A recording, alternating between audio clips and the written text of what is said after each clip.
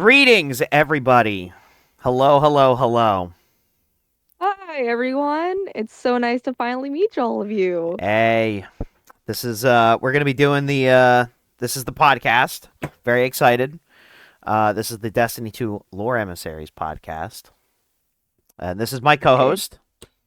Uh, Hi. do you Nice to wanna meet all of you. you wanna You know me as Addie H Art online, but for this podcast, you will be calling me Salem. and as for me, I am Jorio11 on the podcast. If I'm ever not doing my character, I'm Jorio Gaming, and then also the same name, Jurio11 Lore Keeper, both on TikTok and then also on Destiny itself. So, what is this podcast going to be about, Addie? This podcast in general is just going to be something fun, but also very interesting for everyone to learn about, just in case you are either just getting into Destiny or you've just missed a few things that you've never really learned about. We will be reading many lore tabs, many lore books, just to get a grasp of characters, their history, their culture, and it'll just be all fun all together. Oh yeah, no, definitely agree with that. But we are gonna have our own little like spin. We might inject some humor, some personal liberty, some opinions, but Oh, we yeah. we will keep it to the facts as they are written, and then add in some extra stuff. No, I don't know if we'll do like theory crafting. I'd rather us probably avoid like theory crafting and going down that rabbit hole. But what Oh we have, boy. we'll Yeah. teach what we know, what we have to new lights and veterans alike. Um.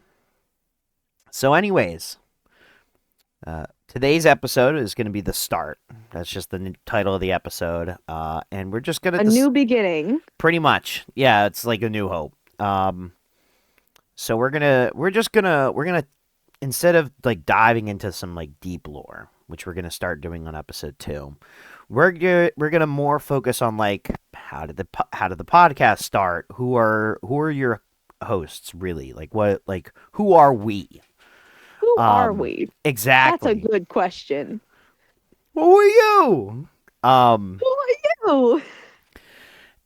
and then we're also gonna discuss like some of our favorite characters, some of our favorite factions, lore topics, and then at the end we'll go over a little bit about our original characters, aka OCs, Salem for Addie, and then Dorio Who? 11 for me. So you want to discuss on how we met? How we met was actually on one of my TikToks. My TikTok, which will be shown later on, I basically just discuss lore of the Cabal. I like answering questions about good topic points, and my friend here actually commented and asked me a really good question about Atzot and Loom and who was more of a bigger threat for the Ascendancy, which is Keitel's empire. I made a video answering that, and then later on we DM'd each other more in the comments before moving on to Discord, and then we began like, hey, what if we started a podcast? And I was like, that would be awesome. And so here we are. Oh yeah, no. I was when I reached out, I was like, it's I will say sometimes it's hard to meet people who are well versed in the lore of Destiny. So I'm just scrolling on TikTok. I see Addie's page. She's a fantastic artist, by the way. Absolutely fantastic. Thank And you. you're welcome. So what happened was I was just scrolling TikTok, and I see this TikTok about this PNG, which I'm sure you guys are going to see up on the screen. Um, she was talking about Cabal lore, and I was like, wow, this like she knows her stuff. Like whenever I mention like Otzot or characters like that, people like are like, what's an Odsot? Oh, that thing was mentioned in that one strike on Nessus, and it's like, yeah, it But she was was. mentioned more than that. Oh yeah, like way more in the deep lore though. But like the average person who doesn't like read the lore books or anything is not gonna know who Odzot is. So when I asked that, like when we were discussing that, I was like, wow, she knows like a lot about like deep Cabal lore, which is just absolutely fantastic. So we're just going back and forth. We're discussing Cabal lore, and I'm sure other people in the comment section were like, what the, what the hell are these people talking about? What in the name of the Osmian King are they talking about? Exactly. So it was very nice to have that discussion. So we were just going back and forth. Um, I think I was the one that mentioned the idea of the Yeah, podcast, you and you were the were one. and you were like, absolutely, let's do it. So I was so hyped about it. no, and I'm still hyped about it. This is I like am too. this is fantastic. Excuse me. But very excited to do this podcast. We're gonna be we have like a lot of episodes planned ahead, so we're gonna definitely there's like a lot of content we can cover. I mean, we have about 10 years worth of content to cover. Um, so Addie, Salem, Yes. what drove you specifically to the lore of Destiny 2 over like any other game or franchise? Oh, so this is a kind of funny story. So, when I was about like 7 or 8 years old, I'd play with my littlest pet shops in my brother's room because my brother, for some odd reason, always just wanted me in his room while he gamed. So, he was playing Destiny 1 during, I think it was Taken King, and I wasn't really paying attention because I didn't really care that much. Then my brother entered a room with siege dancers, the ones with the blue and yellow armor. And what happened was is he pulled out a sword and proceeded to try and kill them with two swords, two phalanxes with a sword. The absolute irony because he kept on yelling on why won't you just die? Meanwhile, he's looping around them and they're just following him with their shields out. It was so funny, but then I was like invested in the sounds they make, their growls and grumbles, and I don't know, something just kind of drove me to that. Later on, during I think it was late middle school to early high school years, I picked up the game myself during Season of Haunted, and then I saw Empress kidled for a cutscene. And when I tell you, I was like, who is this guy? And then later on during Season of the Haunted, after buying the season, I was like, oh my god, I love this character. Mommy, mommy, mommy, mommy. Absolutely saw kind of was just like mommy, mommy, mommy, Oh mommy. my goodness.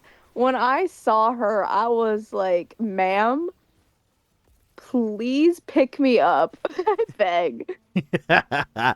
No, and I can. You know what? Cuddle would do that. She would. She would pick you up and be like, "Come Like for here, a long while, child." I like shipped her with my guardian as like a self-cert. And then I realized the relationship between Kaido and Zavala, and I was like, okay, Bungie, I see what you're doing here. Even Can you make them though, kiss? and even though it's not technically canon, because unfortunately Even though, even though it's not canon. sadly, after the events of the original voice actor passing away, I think that whole entire relationship story had to be possibly postponed, in my personal opinion. I Well, don't want to believe it was fully scrapped. no, and they did include a lot of stuff. If you played Final Shape, specifically some of the after story, there is banner between Keitel and Zavala, which is very nice. Of course, and you probably see a video of that on my page because I love posting Kaido quips because she's my favorite character. Oh, for sure. And that we're gonna get to that. We are gonna get to that. Now, Mm-hmm. what drew me to the Destiny lore? So,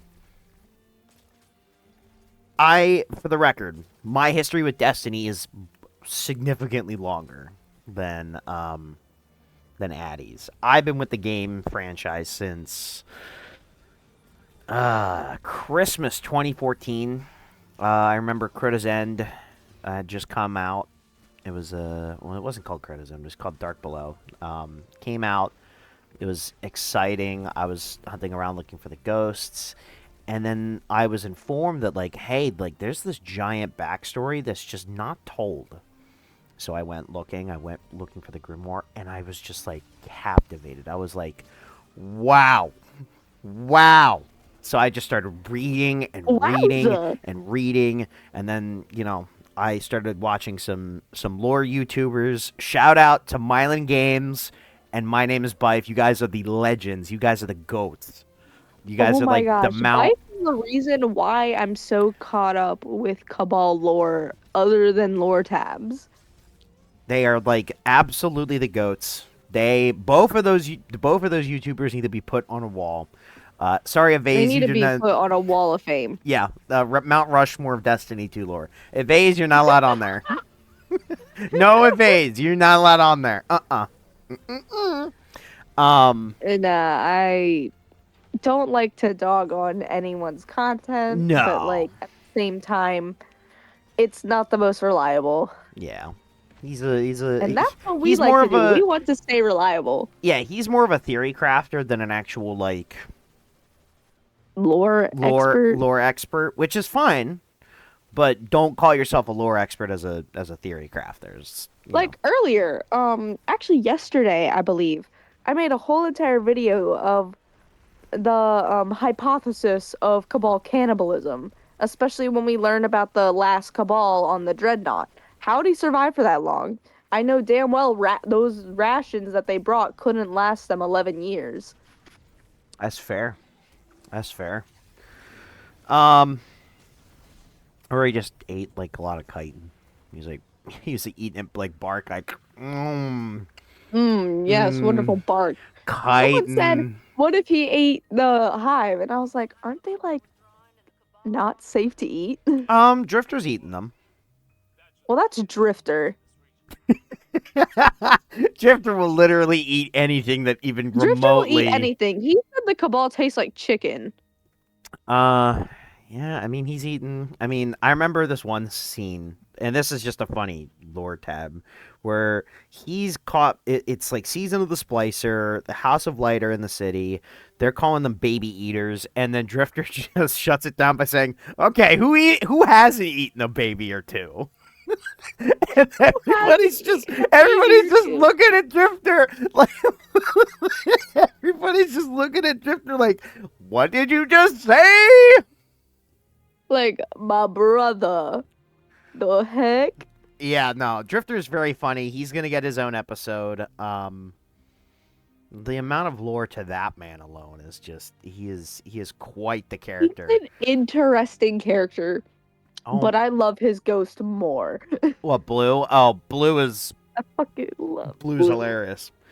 For those who haven't played the Renegades campaign, please go play it. It is a fantastic campaign. It's got some cool Cabal enemies. And you get Blue to and hear. Failsafe are my spirit animals. I love them. Yeah. Yeah. My brother loves Failsafe. That's like his character. He's like, if anybody He's so funny! if anybody touches Failsafe, I will orbit you. I will send you so far into sky that you will be orbited around Nessus. My So favorite don't. quip for Failsafe is literally her telling Kay to go slit his modulator. That's crazy. Um. So yeah, going back, little side tangent.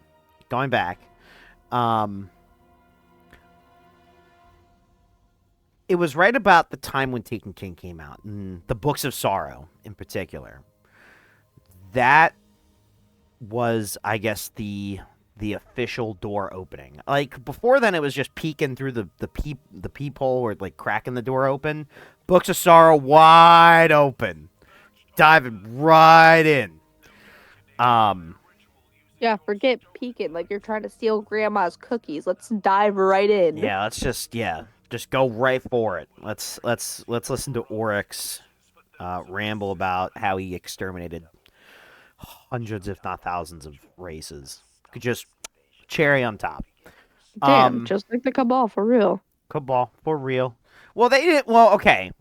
To give credit to the Cabal, they didn't exterminate races; they enslaved No, them. no. In lore, they've made several species go extinct. Well, Several, how do I, several. okay. I'm not saying that they don't exterminate. What I'm saying is, in comparison to the Hive, they are more likely. The Cabal are more likely to enslave a race, whereas the Hive just That's only if you exterminate find all them the most races. useful. I mean, that's what they did with the war beasts. They love the war beasts. Now they're a significant part of their culture. The scions, they're the most useful because of their psionic abilities. And then you got like the clips. You got You got the clips, you got the Sindhu, you got the Arcborn, and oh yeah. those are their own separate video. Yep, and we're gonna talk about them when we talk about.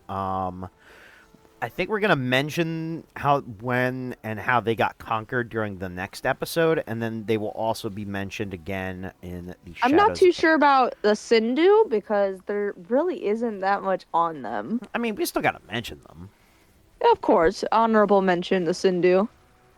but yeah, that's coming. Don't worry, we'll go over that closer to the end of the podcast. All right, so we got that down, and I mean, both of us are just really into the lore right now. Obviously, after our introductions, whether that be in Season of Haunted or all the way back in 2014, 2015, but now we're both heavily in the swing of things, and we want to share our lore knowledge with as many people as we can. Right, Addie? Yeah, of course. There you go. All right, so next point of mention, we're gonna discuss each of our top three favorite characters in lore. Just top three, or just three of your favorites. They don't need to be like top three. So, Well, my three favorite, if we're not going. Okay, so I don't want to name every Cabal known to man, but I will say I will name one Cabal and then two non-Cabal that are my favorite. First off, yes, Empress Keitel is number one, always on the top of the list, no matter what. She is a very well-written character. And I've had people DM me or comment on my videos saying she's not and that her lore is trash. And I just want to say, you're blind. yeah. You don't play the game.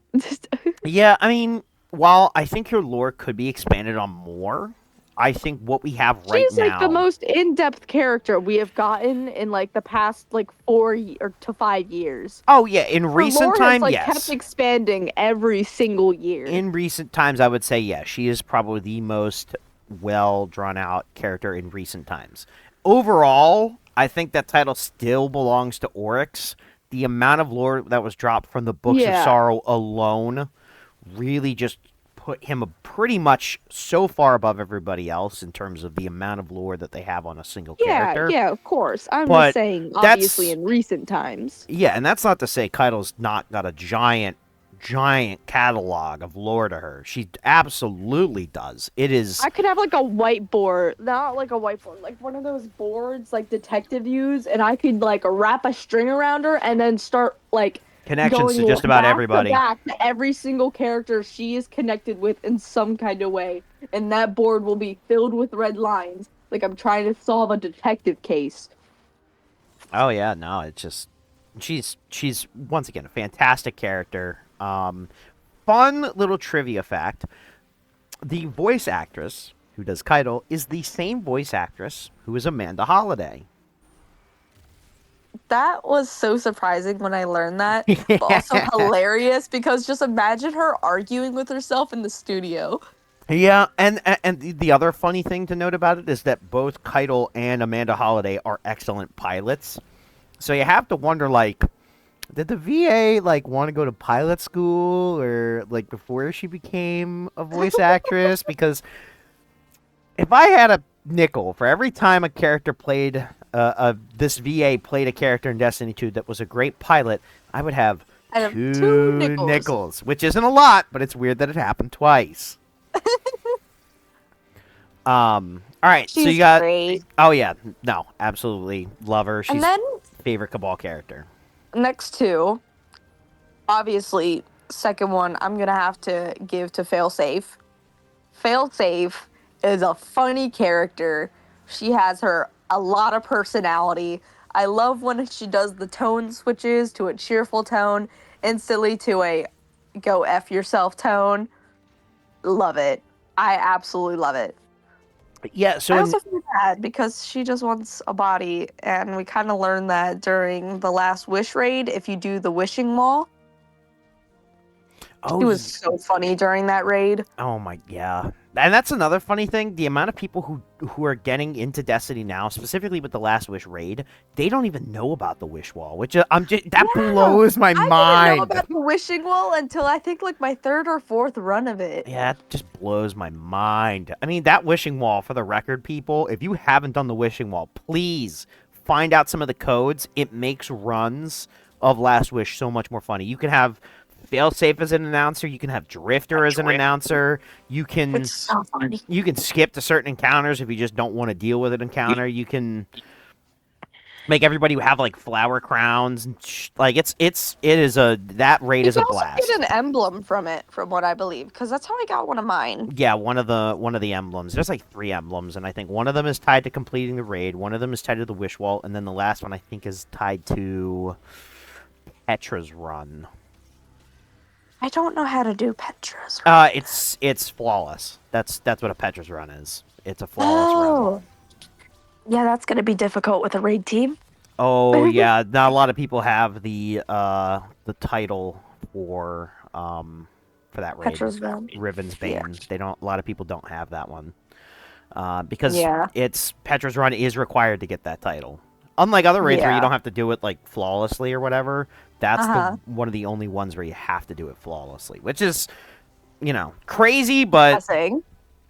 you know. Okay, so But you failsafe, Keitel. Who's your third? my third is Aramis Kell. I loved her. And now, okay, before I continue my tangent, I feel like every guy needs to learn this. Aramis Kell is canonically gay. She has a wife and kids.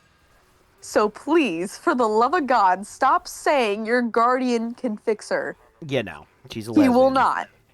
He will not. Yeah, 100% lesbian. Her mate is called Arthras. That's her mate's name. Um, We love Arthras. She was actually a mechanic or engineer, I believe. She was an engineer. yeah, Love them. I didn't know actually that's actually new information to me. I knew she existed. I knew what her I name have a was. video of the lullaby that they sung to their Oh, hatchlings just somewhere that's so dwelling cute. in my photo gallery. That's adorable.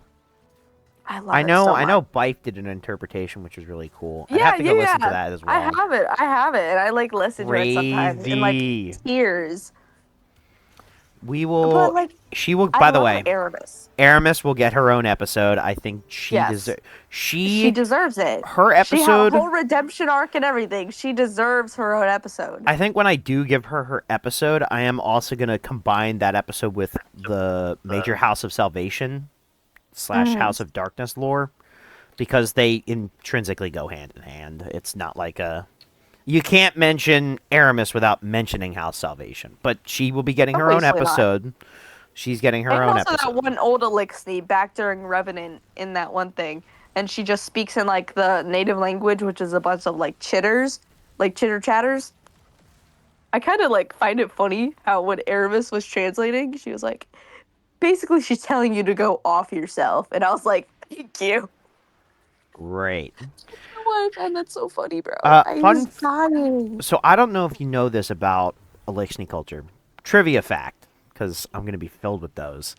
When it comes to raising children in Elixni culture, They raise them as a group. As a community. They don't raise them as a mother and father, or a mother and mother and father and father. They raise them as a community.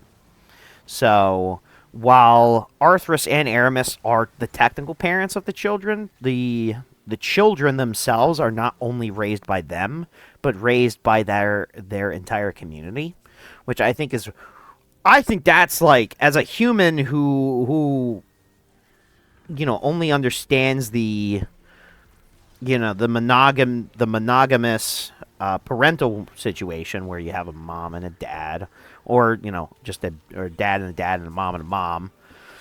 You're definitely like, wow, like it's a communal effort, not just like sticking it with like one or two parents. Which I just find that. I also want to have an honorable mention.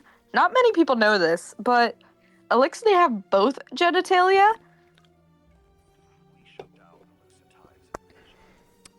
I So, actually didn't know that. yeah, they have both genitalia. That is wild. That's a good example on how Aramis and her wife had biological kids together. I mean, I kind of, even if they weren't biological, which I was always under the assumption that they may have not been biological. I still think Nope, it's they like, were. I still think it's like really cool. Yeah, of Um, course. okay, But so your three favorite characters. Aramis, Aramis is my number 3. I loved the way she acted in the beginning. I feel like her voice actor did a really wonderful job portraying this very black and white character, because I understand where she's kind of coming from, especially after their own collapse, which was the whirlwind. She had to do what she had to do. She was looking for anything. The witness took advantage of that and decided to be their quote unquote salvation. And then we get to her redemption arc. Um, she's alive. Then we go through Season the Plunder. She's talking with Ido, and that was a deep conversation in and of itself.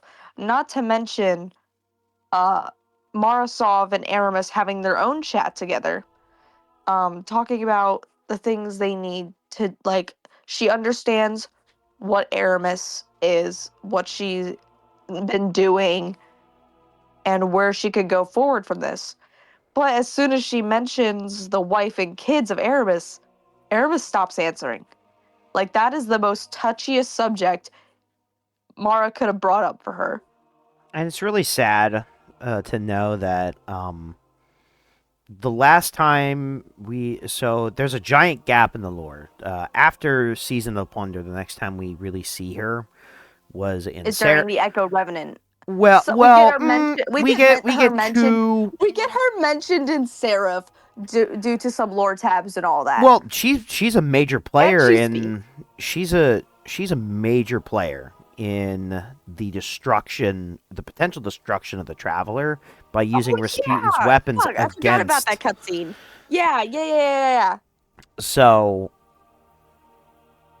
So there's that, and then during Defiance, And like she they were shows up trying to again. call out to her too. They were like, Aramis, you could still go back. Like you don't have to do this. And Aramis, she's just like, I don't care. go fuck yourself. I don't care. Thankfully, Rasputin stepped in. Now, Yeah. there was one other time that we saw, and that was during Season of Defiance. She did show up, and she Did we saved. see her during Revenant? No, The we Echo did. No, Revenant? we. So That's like a major we're gonna. point. No, we are gonna get to that point because we do get there. But between Defiant and Revenant, she's gone. In the like one or two lore tabs that we read, between those two seasons, she leaves the system and just starts going to look for Arthas and her kids. I just feel bad because like I know they're in like these cryos things too, but like what if something genuinely happened to them? And then That's gonna break her. yeah, we'll see Aramis come back. All right, Well, if Aramis come back, she's gonna fucking have her heads on a stick. yeah, all right, reeling it back in for my favorite characters. Um, this is really good. This is a good topic. I'm gonna say number one. I'm gonna get the number one spot, and I'm gonna do the same rule as you. I'm not gonna do multiple of the same species.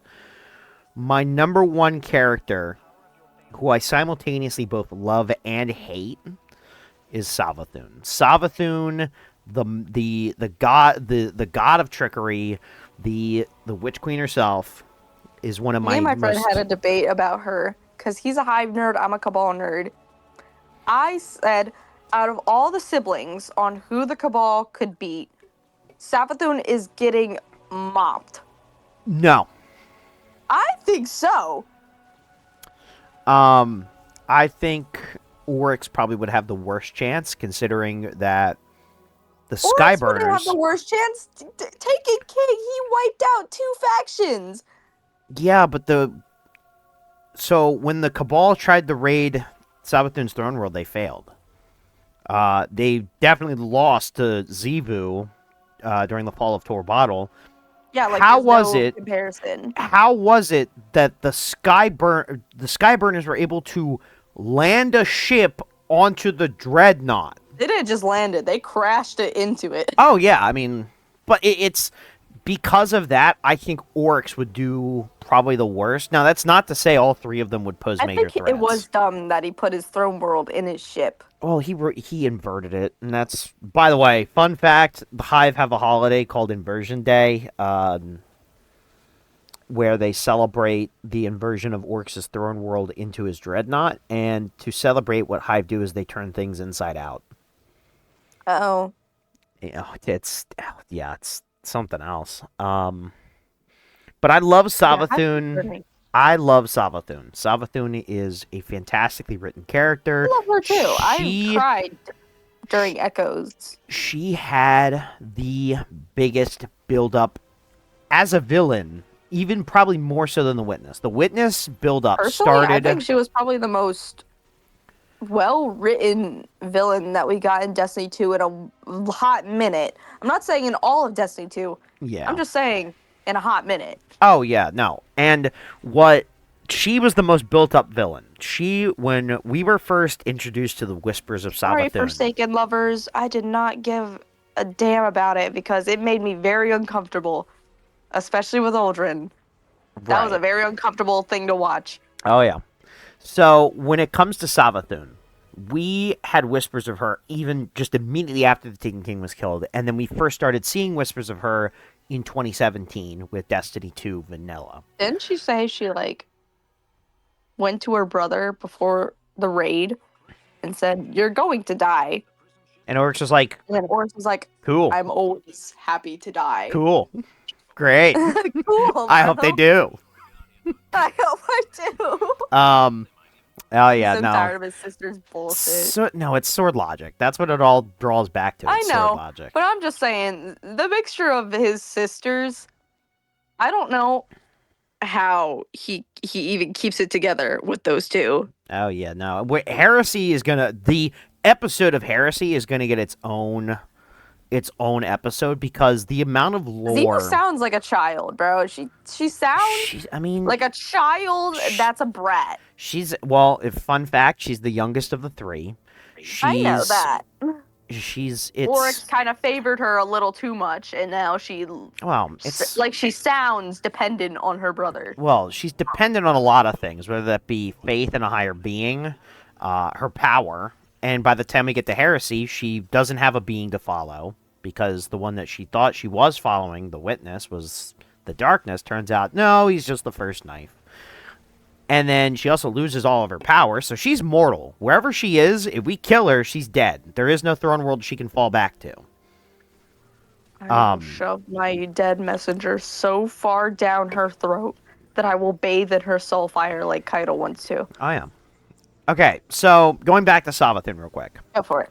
Savathun, the biggest build-up for a Destiny villain we've ever had. The biggest build-up, even more so than the Witness.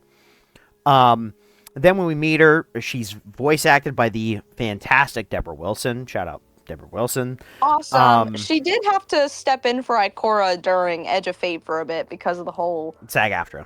Yeah. Yeah. I did But not like Heresy because of the fact that so many voices were cut, yeah, and I just had to read dialogue the entire time. I hated that. I was okay with it as somebody who reads lore like straight from the Yeah, page. I I was want to okay with it, hear. but I want to that hear being Zivu talk. yeah, that being said, I did miss Zivu talking. Now I miss it her was yelling, and that's saying a lot. oh yeah. So I love Savathun. I hate how smart she is, and my character Jorio 11 has a very tenured past with all the members of the Osmium dynasty. Um, so you'll understand why I love and hate Savathun at the same time. But she is by far probably my favorite character. Oryx would be a probably close second, but because Oryx has just been out of the lore for like so long, it's a bit hard to put him above Savathun, who I End of see. heresy. He sounded so depressed after finding out he Well, committed heresy. he was depressed to see that the entire Osmium dynasty were all committing heresy, and they had they had strayed so far from who they were back when they shot out from Fundament that it's just he was obviously very depressed. So okay, so that's character number one. Character number two, I'm gonna have to give it to Shin Malphur. Even as a warlock, I think Shin Malphur is I kind a of forgot who that was. an insanely complex character. He is known as the man with the golden gun. There are other secrets Okay, now I about him. remember. There are other secrets about him that I want to divulge, but I cannot because it's insane, and I do want to save it. Well, I want to save it for an episode, specifically the episode about the Dredgens, because his connection to the Dredgens is just Dredgen Horror, when I get you. is it's very very very deep. It gets really crazy, and it gets borderline conspiratorial. But Shin Malphur is such a deep character. The fact that he is the first known guardian to be gifted light without a ghost is absolutely Wow. oh yeah, no, he is an anomaly even amongst guardians. He had light before he even had His a inner ghost. mind is an enigma. The fact he states that he has had three dads. His original one back in the town of Palamon, Jaren Ward, aka the original user of the last word. And then, to an extent, he considers Dredgen Yor to be his third and final father. And their story, the story of those three, they're going to be getting their own episode, and then we'll have a different episode about the Dredgens. Both are going to be very crucial for Shin Malphur and his story. Now, especially now that the Dredgens are back and they're rising, I would not be shocked if Shin Malphur steps out of the Dredgens, shadows. especially mixed with the Baron Imperium, is gonna be dangerous. The Baron Imperium themselves are already advanced now. Like, they are more advanced than the Cabal have ever been. Not to mention, we have these Dredgens coming in now to be a part of this big bad in this story. We're gonna need some help. Yeah, and it's very interesting when it Kaido, comes I'm to gonna need that. you to lock in and start saying some dialogue, like right now. I need Right you, now, girl. I need Please. those sound bites. I need those lips to just kiss my ears with that audio. I need that voice, bro. That's you. Also, You're a gooning. little fun fact for anyone who plays like other games or watches other things: the voice actor for Kaido voice acted one of the Wonder Womans, and I think she also plays a character in Edge Runners Interesting. or Cyberpunk. Cyberpunk. Okay, so Okay, continue. yeah.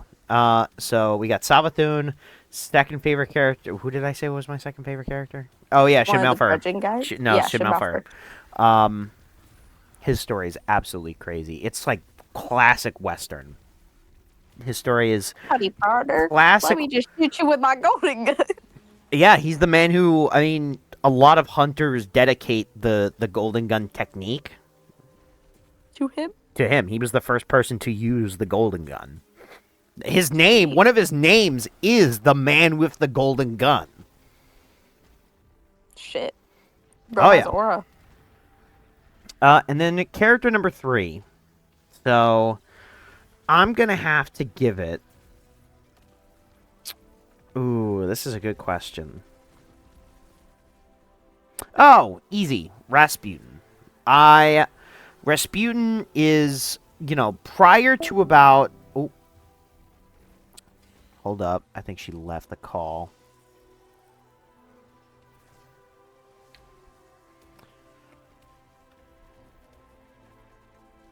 Anyways, I'll keep going, even though that she left. So when it comes to Rasputin, Rasputin was one of my favorite characters. Well, he wasn't really that big up until about till about Warmind, and even then, he was pretty much more of so an enigma. The 2 seasons that I think really fleshed him out was Season of the Worthy and Season of the Seraph, which I know Addie has stated before, and whenever she does decide to come back, we'll discuss that. But though Season of the Worthy, we get his backstory specifically with Felwinter, his golem. I know it's like Sigarda Golem, but I just call it the Golem. And then really in Season of the Seraph, they really flesh him out, and I think what was so powerful about him is the juxtaposition within that episode, which I just think is crazy. Welcome back. I was just explaining Rasputin. Sorry, I was having technical difficulties. It's okay. My All good. You miss Rasputin, though. You miss Rasputin. I know you don't care about him, so it's okay. Yeah, kind of. Sorry, everyone who does okay. love Rasputin. I was just not around long enough to really grow any connection to him. Yeah, and I think with the lore that you'll learn during Season of the Worthy and specifically during Seraph, I think you might change your mind. I think you might. I think I could change your mind on your opinion of him. I love how. That's why I just didn't care that much about his sacrifice. Yeah, because it requires a little bit deeper context. Because on the surface, it's just like, oh, he sacrificed himself. His hatred for the Traveler, and I guess his connection with the Braze. But like I said, guys, I don't have a deep connection with the character strictly just because I haven't known the character long enough. Oh yeah, and when the only thing I know of him during my time playing was the strike where you help Rasputin with the Warmind or whatever. Right, and when we get to the Big Red episode, which is coming up, I think I might be able to change your mind on your opinion, because maybe the lore book from Season of the Seraph alone is absolutely it is powerful, and it turns a character who's just this nebulous like war machine AI into this super complex, super tragic being. So, and we'll get to that. We'll dive way deeper into that.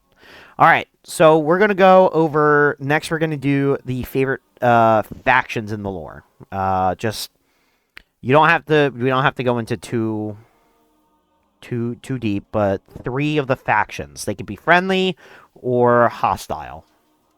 Your choice. I have no clue. Oh, I mean, come on, like Kaido's Ascendancy. Come on, the Imperial. I know Kaido's Ascendancy. You don't like them as a faction? No, wait, what the fuck? What? So I said right now we're doing the favorite factions. Yes. Our favorite factions. Friendly or hostile, doesn't matter. Just factions. Yeah, that's the thing. I was like, I don't know which one I want to say is my favorite, because if I say Kaido's Ascendancy, that's a no-brainer. But also I really love I love the Skyburners a lot. Skyburners are funny. They're a funny I little love bunch. them. I love their personality as a whole. Like every lore tab when it comes to a member of a Skyburners, I love them, bro. They're just so fucking. They're so serious, but are so funny. Like the Shield brothers. The Shield brothers. Their response to not being able to find an entrance was to crash their ship into the dreadnought. Yeah, and then we talk about Secondly, their secondly, commanding officer just getting absolutely taken. I yeah, absolutely taken. I'm sorry, that's just gonna be a new like image. Just instead of absolute cinema, it's just absolutely taken. Absolutely taken. It's just It's orange. just orange with his freaking hands up. Dude, we can get that on the shirt. We gotta get that on a shirt. And then Absolutely we're gonna get taken. one of Keitel saying absolutely fatherless. Absolutely. that's that's crazy. But guys, we're gonna get into a video on why Callus technically isn't dead, but we'll do that in a future episode. Yeah, we'll discuss that when we go over. We'll discuss the whole disciples not being fully dead. Yeah, we'll they're gonna get their own episode. I know I wanted to do episodes on each of the individual ones, so I know there's gonna be one on Rolk, there's gonna be one on Nezarek. I mean, Callus is like about him as a disciple is probably gonna be mentioned in the Fall of Callus episode because Uh-huh. that episode's well, sneak peek. Sorry. Um, but yeah, okay. So going back. So first one, the Imperial Cabal of Keitel. Number 2 for you is Skyburners. Who's number 3? Mm-hmm.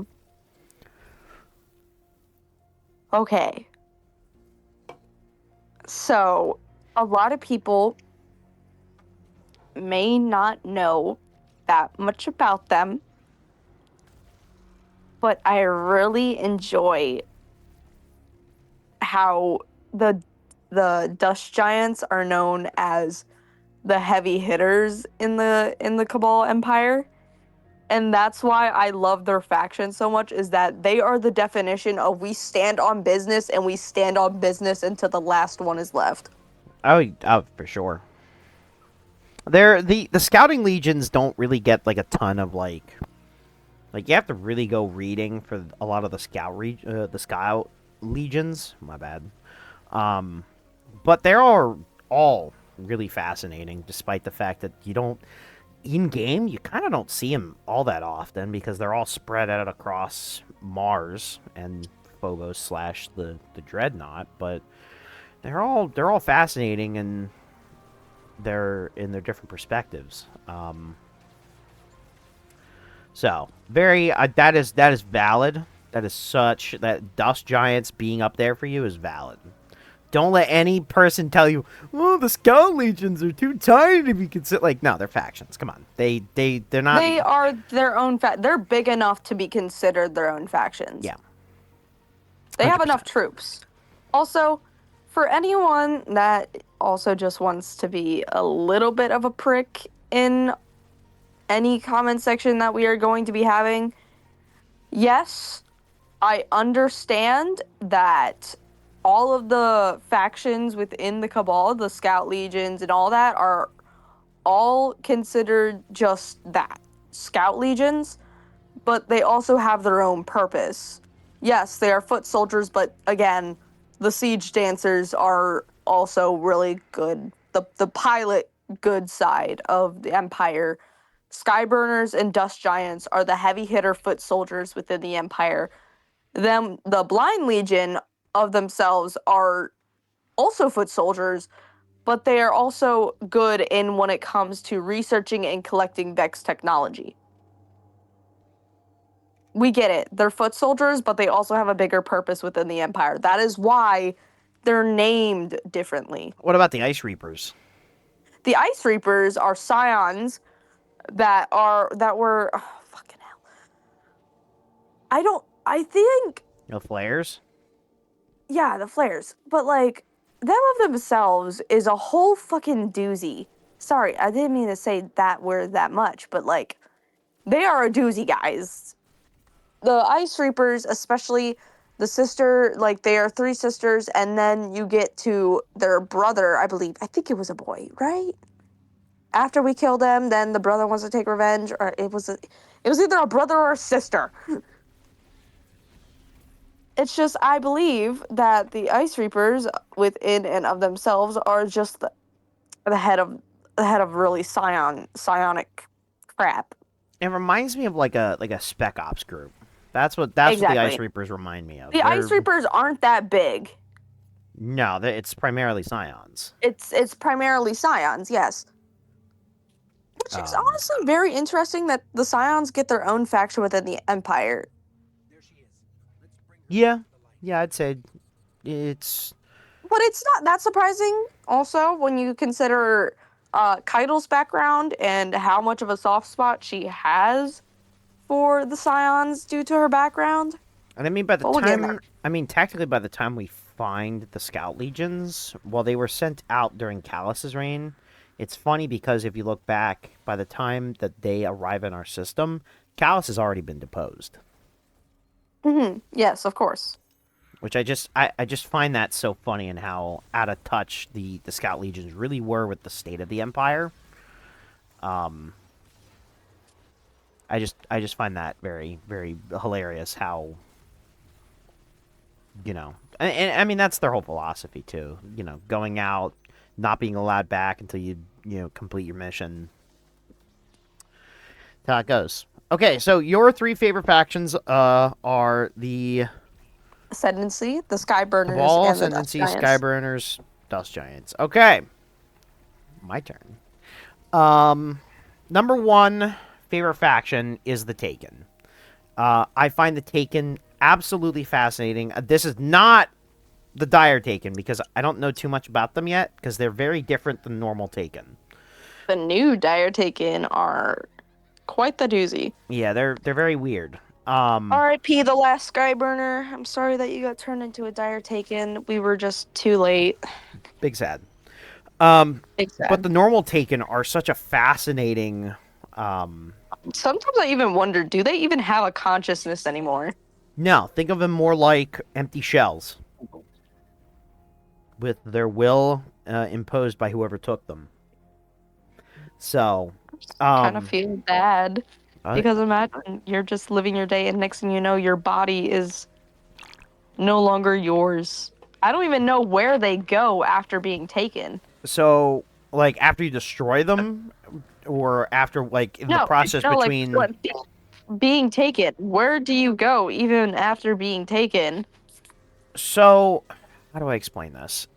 So in the books of sorrow, they describe the act of being taken, and there's gonna be way more on this when we go over the science of taking because it's an entire science itself. And how it works, and the metaphorical like knife stuff, but we'll get there. Um, think of it like being pulled from your reality, being set into this dark dimension where the darkness itself resides. And when you get sent there, it pretty much carves away who you were as a person, like your soul, your mind, and then the only thing that gets sent back is your body.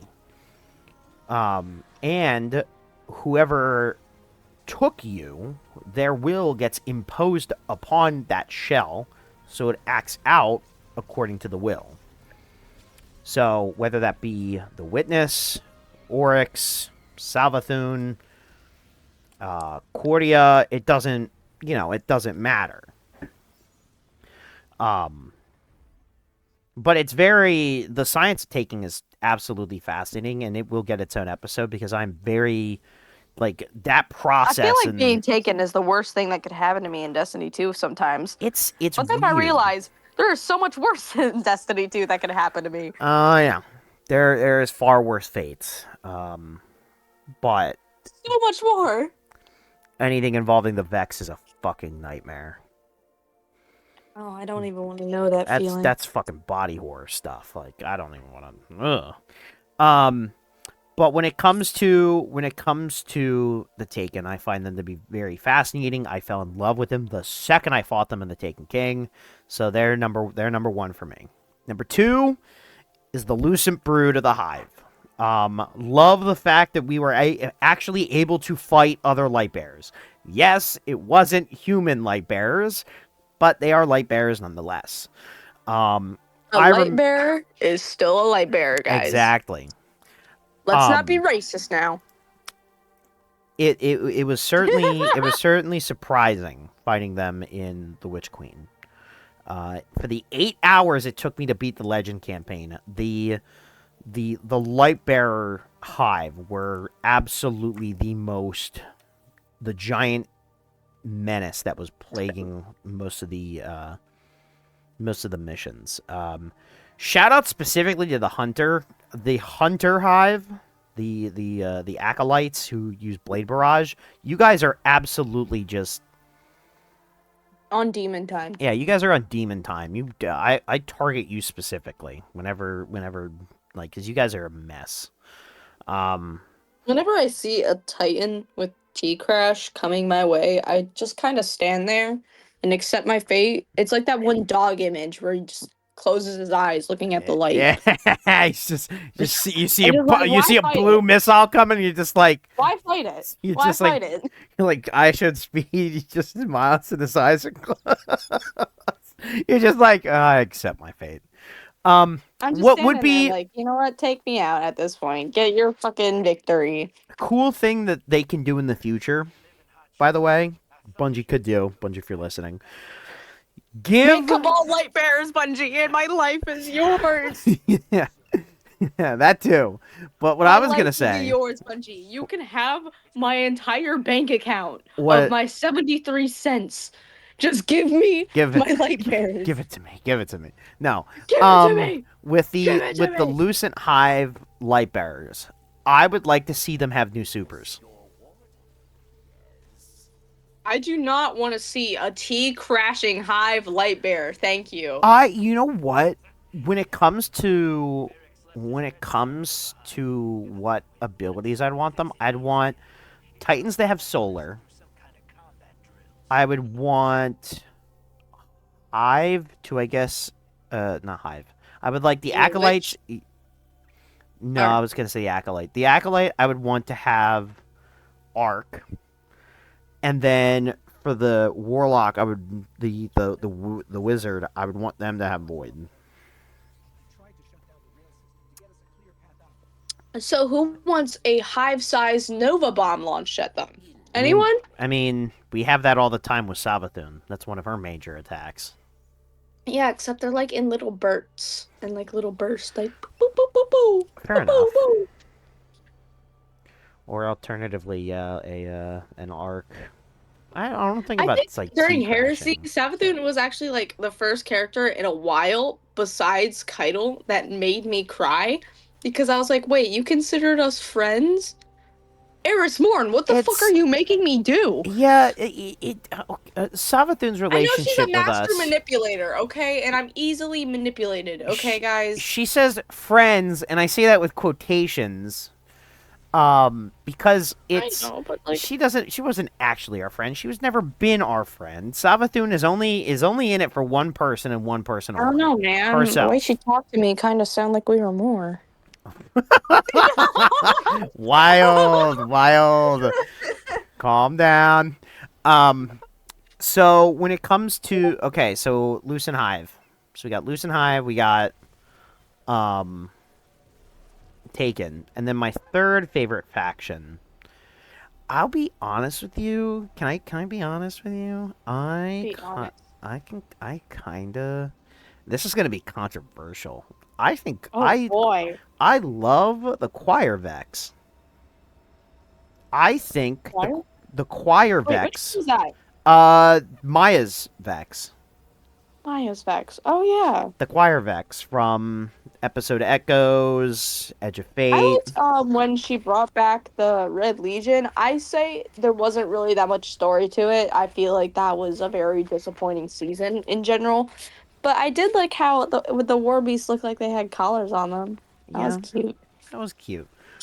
The reason I like Maya's Vex, the Choir Vex, so much is that for a very long time, the Vex were nothing more than a mechanical pest that occasionally popped its head up, and they were never really seen as the major threat. They were always just like either a temporary threat or they were just in the background to some other threat. They were just mechanical pests that show up every now and then. The first time when they were imposed individualism was really when they really kicked off. I mean, a controversial take, but I think Maya Sundaresh has done more for the Vex in fleshing them out and putting depth to their character than any other major Vex threat in the system. Whether that be Atheon, I find the Soul Maya Sanderesh Divisive. a interesting character, but also a semi-annoying character, kind of like how I feel with Dredge and Bale. Dredge and Bale is a brat. Okay, I'm gonna say that right now. He is a brat to me. Oh, for He's sure. like that little sibling that'll have a tantrum just because he didn't get his way. And obviously, we saw that with that poor legionary that just showed up, and his response was to brutally beat him with a lightsaber. Yeah. It's just Poor he's. Gary, bro. Poor I'm not Gary. gonna. Maya, what the Choir Vex have done is absolutely like fantastic for that species, and was the biggest jump from I being may not be a nothing. Vex fan, but I'm glad they're getting some attention and actually are being put to work for something. Oh yeah, no, and it's fantastic. You can say what you want about Maya as a character. Some people hate her as a character. You can say what you want about Maya. But Maya did more for the Vex as a faction by giving them depth than any other Vex unit in the system. Any of them. And that needs to be mentioned. I mean, we wouldn't have the Tharsis Reformation without Maya. Obviously not. So she's big. Which I learned from my server because sometimes I'll be asleep, so I'm not always going to be playing the game 24/7 like I used to because obviously work and Stuff. life. Yeah. Um but apparently there is like 20 like 32 row like 32 or 37 rows on record. And like some of them were babies that died, some were scions, and some that were actually Cabal. We've learned from Empress Keitel that some people take, like, some Cabal take names to, like, hold up the mantle or, like, to take over the mantle. Yep. Like, with Zahn, we learned that we killed the original Zahn, but someone took up the mantle and had their names on. Yeah. I believe that possibly in the future, Rao and the other gang leaders within Tharsis Reformation are going to have a big part in the story. Like Yeah. a bigger part than just being gang leaders. Yeah, I can see it. Um, but okay. So we each have Mhm. our three favorite factions. For you, it's the Ascendancy, the Ascendancy, Skyburners, and Dust Skyburners, Giants. Dust Giants. For me, it's Taken, Lucent Brood, and the Choir Maya's Vex. Vex. The Choir Vex. Yeah, Choir Vex. Okay, so we're gonna do three favorite lore topics for each of us, just to let you know the kind of people that we are. Just doesn't need to be. It doesn't. You can either make it. I would say either go like super I'm just gonna broad. skim through it just to not make this long. Yeah, either make it extremely broad or extremely specific. I would say. All right, for number one, a favorite lore topic is Empress Keitel growing up, like her life growing up, because you may think she's a very privileged child. She was a grateful child, but the way she was raised, it did not feel loving. She did not feel comfort whenever she walked the home of her palace. Her home wasn't comfort. Yeah. No, it's just Callus is an people like Palace some was people. a decent I'm not saying he was a good father. He is not a good father. But I will say he had his moments where he did try to genuinely bond with her. It just wasn't in the right way. No. and it was in ways that she didn't like because obviously they have two different goals for their life. Even no matter how hard Callus tries to push his daughter to his ideals, she will never follow them. Yeah. She will respect them for her father, but she will not continue on with it. Yeah. Second topic point. I really want to discuss the war council as a whole, especially when Saladin joined in, because it wasn't all equality. We especially learned that in the lore tab when Lord Saladin has to fight one of the council members to be on the council. A lot of Cabal still hold old ideals to Guardians and to humanity as a whole, but that doesn't mean that. But some of them, they just have those ideals, but won't go against Empress Keitel's decision. And then you have some Cabal, Loom, who have these old ideals, and then go against the Empire. Yeah. No, and it's funny how I just think it's funny how the war council guy was like, I'm gonna beat you, despite the fact that you could just come back from the dead. No, Uh-huh. but here's the thing. During that, though, Lord Saladin wasn't allowed to use his light. He had to put his ghost on a little mantle and then like a dome wrapped around it, and then his light was suppressed. He took down a full-blown Oh. Cabal by himself, but they had to pick their weapon of choice, obviously. And I like how Lord Saladin was like, I don't like the fact that you took my axe without me knowing. And then proceeds to cut the council member's hand off and then says, just yield and I will spare your life. And the Cabal is his just go F yourself, basically. I will never bow down to you. No, I don't think so. And Cabal so don't have a word for he got retreat. killed. He got killed for it. Yeah. Cabal are very prideful creatures. Well, here's the They so if and correct me if I'm wrong. I will go for it. Go for it. Don't Cabal like physically get bigger the more prideful they are?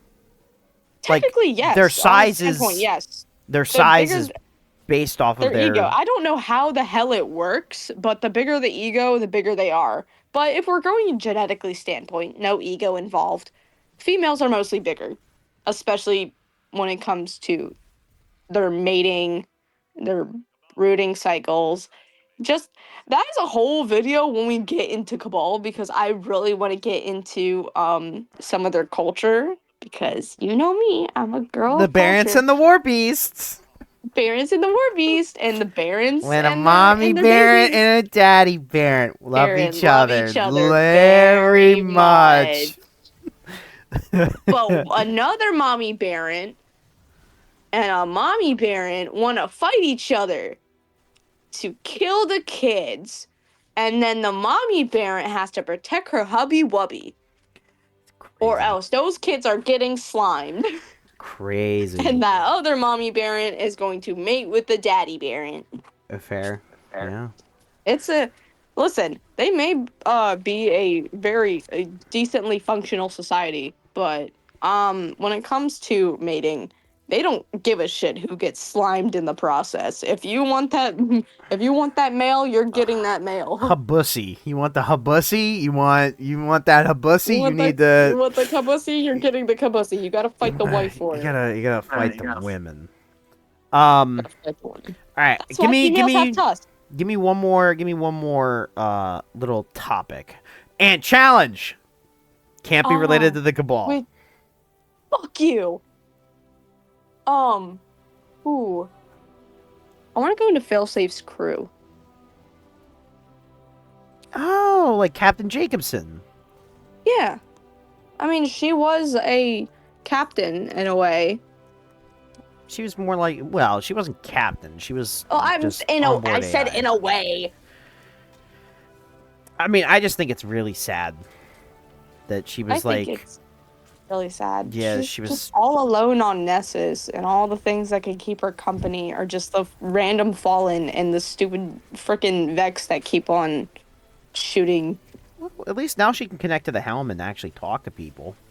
Yeah, and she has a frog to keep her company. Captain Jacobson. A frog, 2 bats, and Ido. Ido. Ido and her are Can we like. make Ido Ido? and her Can are we like. make Failsafe a body, please? So that Ido and her can have Quasi smacks, please. That'd be great. Crazy. Oh, very nice. Okay, so all right, my 3 favorite People lore say, "How can topics. you simp for Failsafe? She's just a spinning circle in a wall," and I'm just like, I can Cortana. broaden my imagination. You Halo's cannot. Cortana. You could just give her like a Yeah, artificial body that I can look at. No. uh, Um. Okay. as So much as I hate Mr. Bray, and we all fucking know him, Clovis Bray, I will have an exception. I will give him like one chance. Make Failsafe a body, and like you're no longer on my hit list. yeah. Yeah. All right. So my 3 favorite topics. I'm just gonna shoot off some random ones that I find not like necessarily like my favorite, but like ones that I find absolutely hilarious or fascinating. Number 1 is Tallulah Fairwind's death. I find that lore entry to be absolutely crazy. For those who don't know, Tallulah Fairwind is the first Hunter Vanguard, and she lost her life playing cards against an Ahamkara. And then Vor happened. Yeah, she got eaten. I like how Last Wish in general is just the definition of Vor fantasy. Yeah, a lot of people get eaten during the Great Ahamkara hunt, but that the entry itself is just like it's talking about Tallulah sitting at a card table. Her friend is dealing the cards, and across from her is an old man. And then when she looks at him, he is like his mouth is just full of teeth, and it's like it's borderline something stripped from a horror movie. And the fact that she knows she's gonna lose, and it's that kind of Tallulah's death goes on to inspire the Hunter Vanguard or the Hunter Vanguard Dare, because she starts it and it progressively keeps going and going and going till we get to Brask, who then makes Cade, who then gives it to Crow. So like that all started because of Tallulah Fairwind and that Ahamkara. Number 2 is the Hidden. I find the Hidden very fascinating. You have a group that is pretty much the NSA, FBI, and CIA all wrapped up into one, and they have been known to be like, "Hey, if we need to like assassinate one of our friends, we will assassinate one of our friends. You need to take down the young wolf. We'll fucking do it." And I'm just like, do you guys understand that the young wolf, the player, has literally killed gods. You guys failed to mention that. How are you going to assassinate him? But I love the Hidden. Can I say something that's like super funny? Yeah, go ahead. So I'm gonna say this in a Donald Trump accent because it makes it so much funnier. Someone wanted someone said wow, Gull is really just hates these people, and I'm just like, imagine Gull and he's just like, Sleepy Callus has failed our perfect empire. No, that is Frankly, the biggest empire ever from the standpoint of empire. Otsucker failed our people. Frankly, the worst thing ever. Can you believe it? Sleepy Callus wanted universal entertainment for all of the barons. I think when it comes to, if I were to get that, I wouldn't get that from Gaul. Gaul is way too like militarized. I'd get that from the consul though. The consul's an old fart, and he's just we really don't like Gallus. He paints everything gold. Is getting freaky with the speaker. He paints everything gold. And then my boy Gaul is talking with the speaker. I don't like that. So he's got to stop it. He's got to stop it right now. Before things get a little too homosexual. We gotta Because we stop don't that. like homosexuals in our Don't empire. choke me. Ah, you're choking me. I'm getting hard. Um, but Don't. it's so funny, so funny. But yeah, no, you I just mean, your that would fucking be funny. impression's so good, bro. I'm crying. Absolutely, just fantastic. Anyways, back to the lore topic. So we got Stand up Kalula comedy. Go Fairwind. for it. Number 2. What was number 2?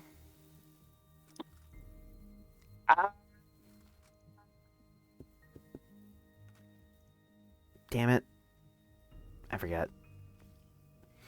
What do I want to make number 2? The dodgeball game. We'll talk about the dodgeball game real quick. Oh wait, we were talking about Ahamkara. Well, yeah, the first funny lore, or the one of the interesting ones is He gets eaten. Tallulah Fairwind getting eaten by an Ahamkara. Number 2 is the dodgeball game, between Cade and Shax, with a bunch Oh of boy. yeah. There was a game, or they were waging on a crucible match. Makes a crater inside the fucking last city. So there was they were wagering on a crucible match. Shax lost, and Cade said that he has to be the announcer for a dodgeball game inside the last great city for a bunch of kids. And apparently it was quite the scene to watch, because he still had that booming, like, announcer voice, but, like, instead of it being like a crazy crucible match, it's just a game of dodgeball. So I just found that to be, it's a really funny lore tab. It's just in there. And then number 3 for me, at least that can come off the top of my head, which I think was a very fascinating lore tab, at least for me, that I can think of in recent memory. There's a lot of lore tabs that I love. There is also a lot of lore tabs that I love. The Cabal and forgiveness, non-Cabal related. between Shax and Saladin. For a very like long, A different way, for interesting lore tabs.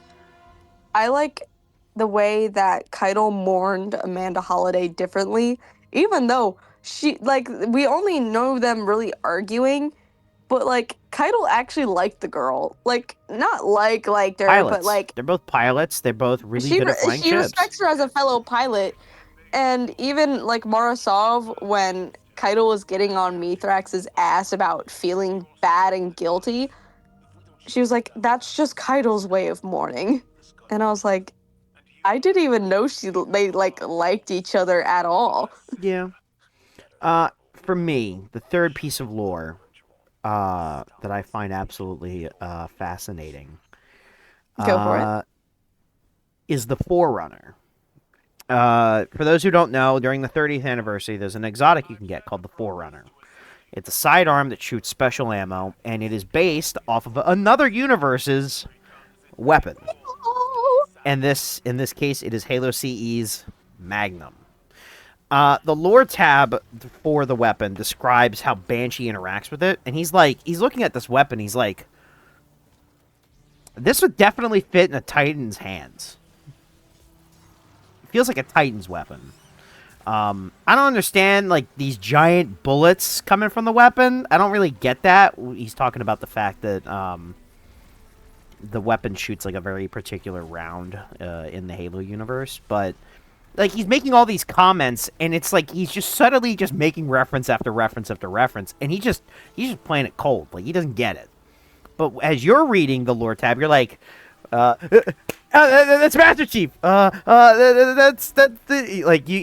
It's so obvious that what it's trying to represent for those who have played Halo before.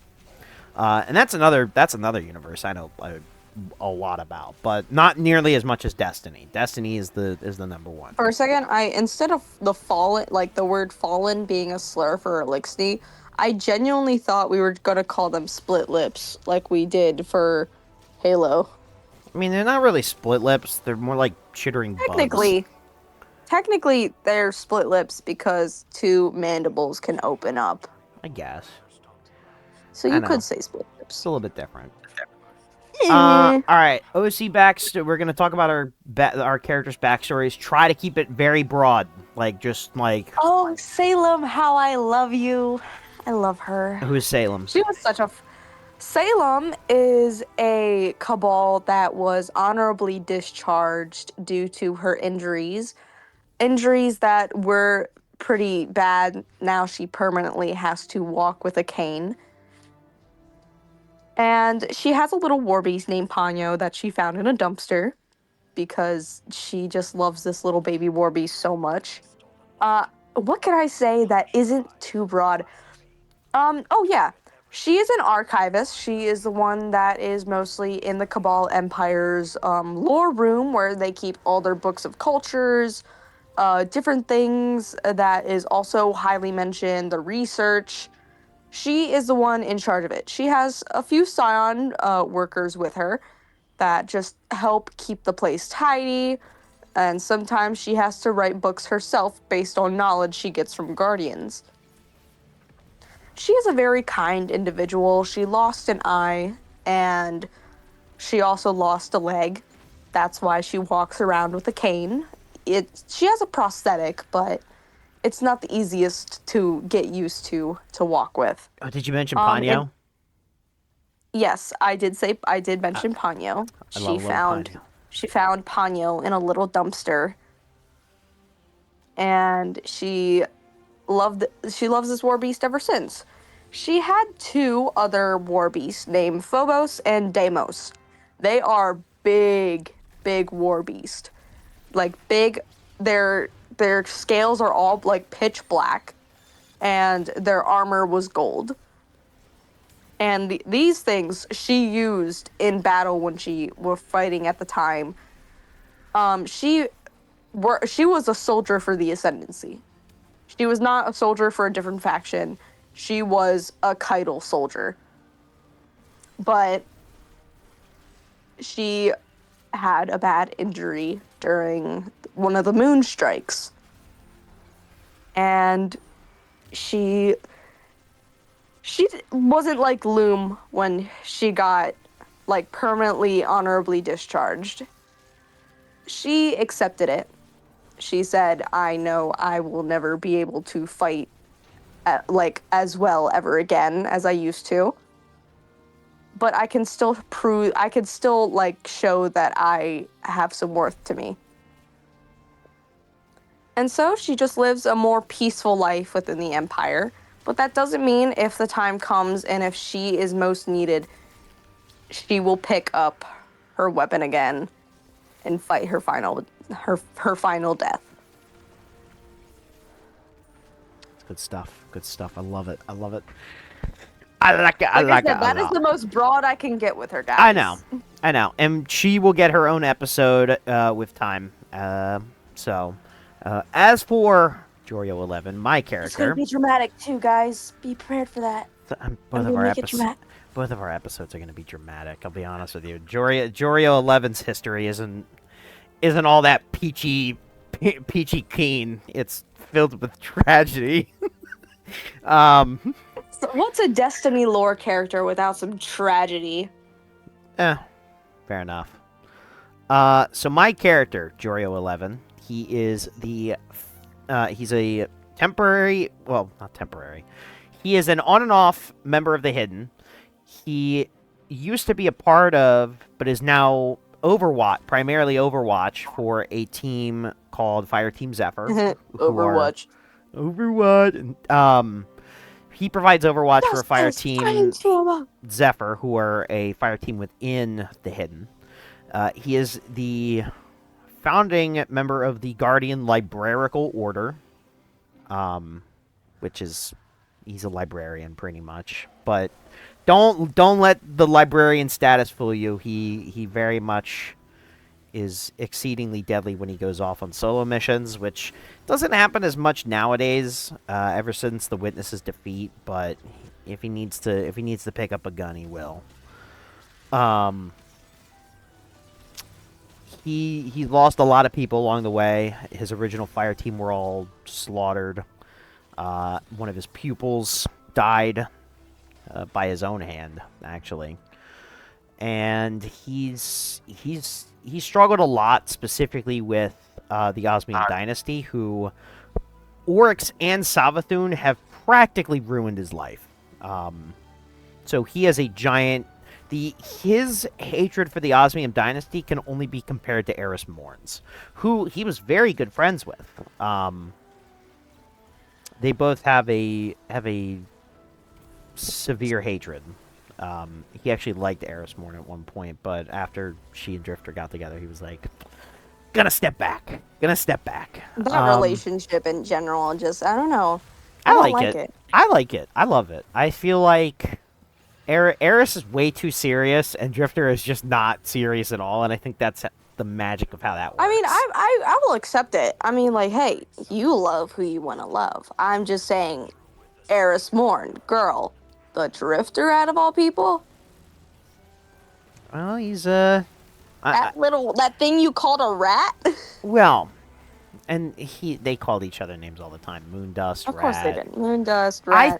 I think what drew, and this is going off on a side tangent, I think what drew Eris to Drifter was the fact that even though personality-wise, you have a very serious person and a very not serious person, no matter what she did, Drifter was always like, yo, I got your back. I don't care what you do. I mean, primarily, it was shown during the season of The Witch where, like, Ikora and pretty much everybody... You kind of just gotta throw morality out the window. Kinda. I mean... we are living in, like, a kind of like a post-apocalyptic situation. Every day could be just a new threat for the city, for humanity. You gotta throw morality out of it, or you're not going to survive as a guardian. Oh yeah. When it comes to the season of The Witch, which was really the eye-opening part for me, at least. Ikora, Keitel, they were all like, you shouldn't like do this Hive God stuff, and the Drifter was like, go for it. Keitel wasn't the one who really said that. Keitel... Keitel was concerned. No, she was concerned. Ikora went to Keitel to talk about it, and she was like, are you okay with this? And she's like, I've known Eris long enough to trust her. But it's like a situation where, like, if something does happen, I'm going to have to raise my blade. Yeah. Whereas Drifter was all like, go for it. Do what you need to do. Go for it. Do what you need to do. And I think Eris recognized that, despite the fact that he's a bit shifty and he's a con man. I did have to skip the kiss scene, bro. I felt like I was watching my parents when I was 5. Oh, like, that was beautiful. I was like, yes, finally. I was like, yeah. Because they only talked about that in Heresy. There was only mention of them kissing in Heresy, but to see it on screen was nice. Oh my god, the amount of people, like, when we went into Eris Morn's bedroom, and then I saw the bed, and my friend was, like, instantly like, oh, they boogie, and I'm just like, please shut up. I do not want to picture that, thanks. Fair enough. Let's get out of here. I don't want to be in this room anymore. But yeah, going back. Jorio 11's history is it's filled with a lot of tragedy and a lot of personal heartbreak. But he's kind of just taking it with stride, I guess. Right now, he's obviously he's sharing knowledge with the Cabal and other groups that need to know lore. But on the side, he is currently looking for the whereabouts of Savathun and Zevurath. He's trying to find them. Now, for the record, both of our characters, obviously, for those who kind of haven't figured it out, both of our characters are not the young wolf. We are not the young wolf. Yeah, we are not the main protagonist. So our characters we're not him, guys. We are not him. No, we are not him. So when we talk about the events of seasonal stories, we won't talk about it from our perspective. We'll talk about it from the perspective of us looking in, and the main character just being the young wolf. That's what we'll refer to them as. Exactly. And we'll take into account that we'll act as if the young wolf was risen in 2014. That they've done every expansion, no breaks, no nothing. They've been there since the beginning, and they've done that. They've done everything. Been there, done that. We are just chroniclers, pretty much. Exactly. That's all we are. All right. I do want to mention this. I remember Okay. someone commented, they were asking my character, do they believe in the Nine's will? Now, we are obviously going to be getting into a more personality standpoint when we reach our own episodes for our characters. But I will say, when it comes to my character, I don't know about my friend here's, my character doesn't believe in the Nine's will. She doesn't care for it. She said their will is not mine. They think themselves as a higher being. I see them as celestials looking for a bone. Okay. I don't know how your character portrays the Nine, but mine, she's stern on her standpoint. She doesn't smile when she looks at these beings. She's seen the Guardian kill gods before. She doesn't see these guys as anything higher. She doesn't see them as gods. She doesn't see them higher. She sees them as celestials begging for food or begging for scraps at a table. Yeah, I could see that perspective. I know Jorio 11's perspective on the Nine is that they are gods. I mean, the fact that they are able to influence events to get to certain points, like making Ikora a guardian, making sure that everything plays out the way that it plays out, Starting Red War. within a certain well, it's not that. So It didn't if you want start to it, go, but it was a. so if you want to go back, right? If you want to go all the way back, the Nine made sure that The Red War happened. practically, I mean, the other thing that they made sure of, 3 like, took out the satellites. so 3 took out the satellites, but you can also, like, it goes farther Just to back kill than that. one ghost, guys. Just It- to kill one ghost. I mean, it goes farther back than that. You could say that due to the Nine's intervention with freeing Skolas from the Prison of Elders, who in turn gave Queen Marisol Sometimes the I forget knowledge. Skolas exist.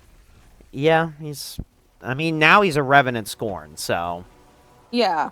But It's like, sometimes I just like think, oh yeah, wait, that character is actually significant in lore again. he'll get his. He's in there. He's gonna get his. We're gonna do an episode on the House of Wolves expansion, and he will get heavily mentioned there, and we'll go over the Reef Wars as well. But that's way many episodes down the line. But going back, Jorio's perspective on it is they are gods, and they can control fate to an extent. But the Guardians are fate breakers. We literally make our own fate. So he just views them as another god that he's probably pretty sure that the young wolf and his friends are probably going to slaughter at some point. So he's just like, I don't care.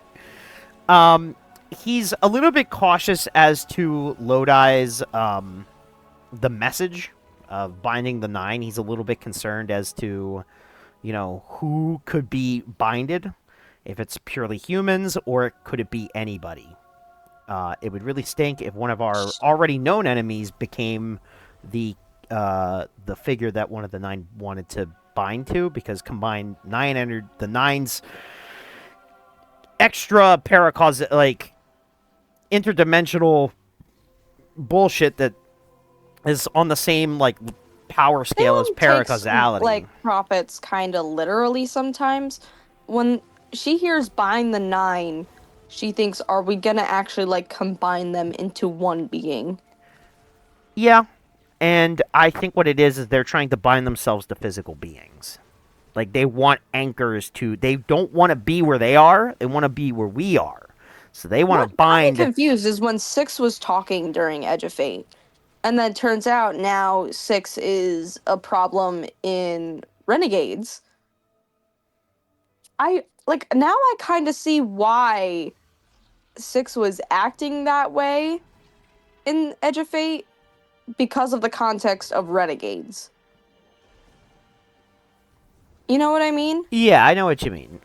So when Edge of Fate happened, all the 9 kind of, because there was 9 of them and it wasn't split, they had to agree on a weapon, right? They had to agree. The inners and the outers And had to Six agree. didn't agree. Well, he didn't like our choice, but he had to submit because at the time there was 9 of us. 3's death caused a rift. Now it's equal, 4v4. The outers were like, you know what? We understand that there's a weapon. There needs to be a fated weapon, but we're gonna pick our weapon. I know that you inner 9s were able, because you outnumbered us the outer 9. We There's understand an outer that. 9. So the inner 9 are Sun, Mercury, Earth, Mars, Venus, and the outer 9, not like there's 9 of them in the outer, there's just the members of the 9 who are the outers. The outers are Jupiter, Saturn, Uranus, Neptune. And then there's the asteroid belt. That's a fetus, apparently. Yeah. So when 3 died, when there's 9 of them, the majority voted for us to be the fated weapon. When 3 died, the outers were like, we want our own fated weapon, and they picked Baal. Now, 6 was very involved in who they picked, and it's assumed at this point that 6 is trying to bind himself to Baal. Now, for the rest of the 9, they're going to have to figure out, who they want to bind to, and it's a bit concerning because right now, sure, it's only humans that they want to bind to, or at least it's been proven. I thought Lodi was already bounded. He's not. Think of Lodi not as a bound member. Think of him as like a mouthpiece or a radio transceiver. Yeah, like he calls himself the emissary. Is he or is he not the emissary? No, he is the emissary. But the difference between him and Baal is that 6 wants to inhabit Baal, whereas all the 9 use Lodi like a ham radio. A telephone. Yeah, he's a telephone. Baal, 6 wants Baal to become viable for him to just step right into. Baal is probably gonna, and if that's the case, and if Baal lets him, Baal's dead. Because I'm sure that a celestial being like 6 can't inhabit the same body as an already functioning being. So that's why Baal is turning into this like grotesque monster. Mangled corpse. Yeah, he's growing into a metal-ridden body. He lost an eye. He just ripped out his nose. He has many like pus things growing, and he looks disgusting. He's turning to metal too. There's a lot of things that are just turning metal on him, so it's very obvious that he's turning disgusting. Basically, is to say the least. Yeah. Keep the mask on. Actually, keep the entire clothes on. Yeah. I mean, you're cool, but like, don't take it off. You're not cool. You're a fucking brat in my eyes. Well, he's a brat, but he's a cool brat. I'll be honest with you. He's pretty a brat with mommy badass. issues, Well, I mean, yeah, At least when my mom died, I didn't go around killing people. Fair enough, but he's got a lot of. It's due to it's radicalization. That's what it is. But anyways. Radicalization. Anyways. So, Loom, that's going to be... Ian Bale? I truly question you. Loom, I respect you as a cabal, but I do not... It's because... I do not respect your choice in allies. And we'll go over that during the Loom episode and the Baron Imperium. All right, so that was today's episode. That is today's episode to start. Very exciting. We got to finish up this episode. I think we're going to do it in under 2 hours, which I'm actually kind of excited about. That's about the kind of length. That is like a very large thing of content. Oh yeah, and it might be longer with the actual episodes, but we'll get to that point. So we just want to thank you guys for tuning in. Seriously, it means the world to us. It does. This is such a new beginning and a new start for like Destiny lore in general, especially when we have a lot of ideas and plans that I don't know if we want to discuss fully with you, because what's the point in spoiling the next episode? I mean, we'll talk about the next couple episodes, but obviously the next couple, but like we're not gonna spoil the whole series. Yeah, not yet. The fun in that? Yeah, not yet.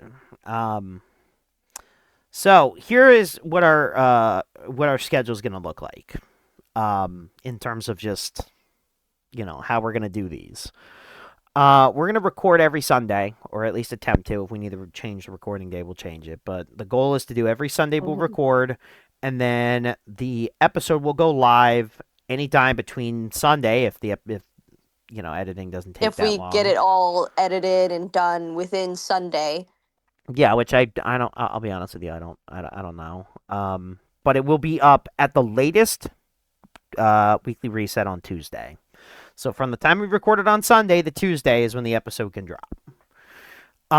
If you want to listen to the podcast, if you're obviously listening on Spotify, we also have it on YouTube. If you're listening on YouTube, we also have it on Spotify. So go check it out. It should be Just under in case the if you're in the middle of work and can't watch our beautiful characters talk. yeah. Yeah, you could just pop in your headphones, put on some Spotify, and pretend you're listening to music. Exactly. And instead, you're just getting this lore dump. Yeah. Because obviously, all Destiny players, not all, but a good majority of you work in retail, from what I've heard and interacted with. So if your boss allows you to put at least one headphone in, tune in. Yeah, give us a listen. If you want to drive to work, give us a listen. If you wanna have us on while you play Destiny, go for it. Or But if yeah, you just want a refresher whenever you're playing and you need to win an argument with a friend. exactly. Um, so once again, we're on YouTube and Spotify. Do you want to We plug are your? also individually, we are on TikTok. Yep. You You wanna? can find me on Addie H Art. I have a Empress Keitel profile picture, and you will be seeing my original persona as the normal talking person. But for this podcast, you will be seeing Salem, my Cabal.